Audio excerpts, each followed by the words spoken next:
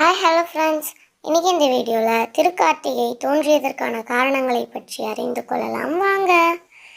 எல்லா நாளுமே தீபம் ஏற்றி வழிபடுவது உயர்வான பலனை தரும். இறைவனை தீபம் ஏற்றி வழிபடுவது எல்லா மங்களங்களையும் தரும்.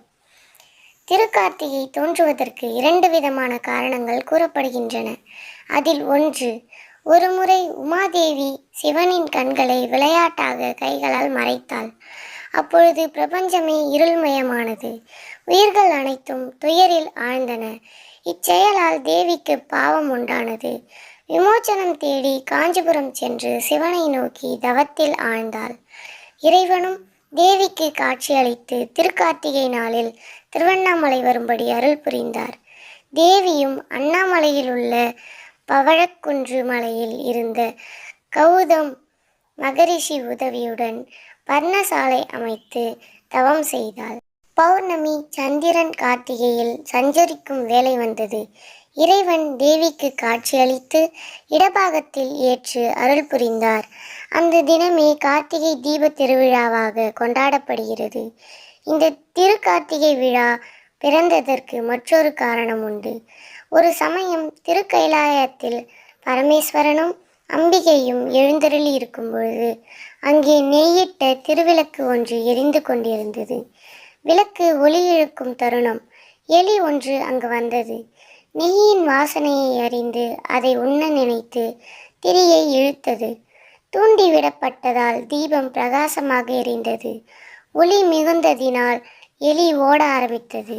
ஒளியை தூண்டிய எலிக்கு இறைவன் அருள் கிடைத்தது.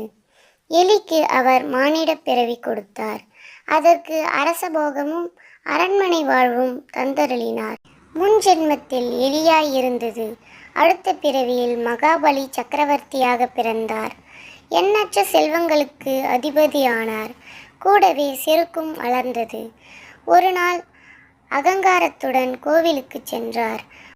பட்டாடைகள் தரையில் புரள அலட்சியத்தோடு நடந்து சென்றதால் அங்கிருந்த அகல் விளக்கின் தீப்பொறி சக்கரவர்த்தியின் மீது பற்றி எரிந்தது.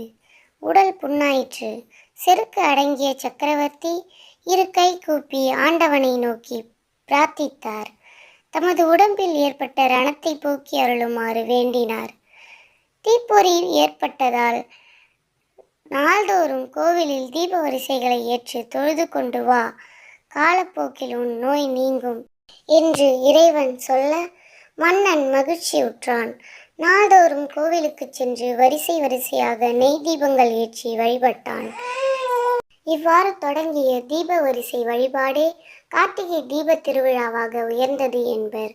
காலப்போக்கில் அனைத்து இனத்தவர்களும் இத்தகைய ஒளி வழிபாட்டில் ஈடுபட இது பொது வழிபாடாக உருவானது. ஒளி வடிவான இறைவனை தீபம் ஏற்றி வழிபடுவது எல்லா மங்களங்களையும் தந்து வாழ்வை பிரகாசிக்கச் செய்யும். வேத புராணங்களும் கூட விளக்கேற்றுவதே மிகச்சிறந்த பலன் தரும். எத்தனையோ அரசர்கள் கோவில்களில் தீபம் ஏற்றுவதையே மிகச்சிறந்த திருப்பணியாக செய்துள்ளனர். எல்லா நாளுமே தீபம் ஏற்றி வழிபடுவது உயர்வான பலனை தரும் என்றாலும் கார்த்திகை மாதத்தில் ஆலயங்களில் தீபம் ஏற்றி வைப்பதும் இல்லத்தில் 2 வேளைகளிலும் விளக்கேற்றுவதும் எல்லா மங்களங்களையும் தந்து வாழ்வை ஒளிமயமாக்கும். கார்த்திகை மாதம் முழுவதும் தினமும் மாலையில் வீடுகளிலும் ஆலயங்களிலும் விளக்கேற்றி வழிபடுவது அக்கினியின் வாயிலாக ஆண்டவனுக்கு அபிர்வாகம் அளிக்கும் பெரும் யாகத்திற்கு நிகரான பலன் தரக்கூடியது. தினமும் விளக்கேற்ற இயலாதவர்கள் துவாதசி, சதுர்த்ததசி, பௌர்ணமி ஆகிய 3 தினங்களில் மட்டுமாவது கண்டிப்பாக தீபம் ஏற்ற வேண்டும். கார்த்திகை மாதத்தின் தொடக்கத்திலும் முடிவிலுமாக 2 நாட்களில் கார்த்திகை நட்சத்திரம் வருமாயின் 2வதாக வரும் நாளில் கொண்டாடுவது மரபாக உள்ளது. இந்த வீடியோ உங்களுக்கு பிடிச்சிருந்தா நம்ம சேனலை லைக் பண்ணுங்கள், ஷேர் பண்ணுங்கள், சப்ஸ்கிரைப் பண்ணுங்கள். நன்றி. ஓம் நம சிவாய.